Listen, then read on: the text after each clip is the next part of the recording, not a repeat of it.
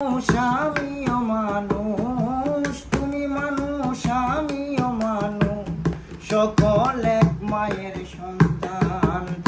এইসব নিয়া দ্বন্দ্ব কেন, কেউ হিন্দু কেউ মুসলমান।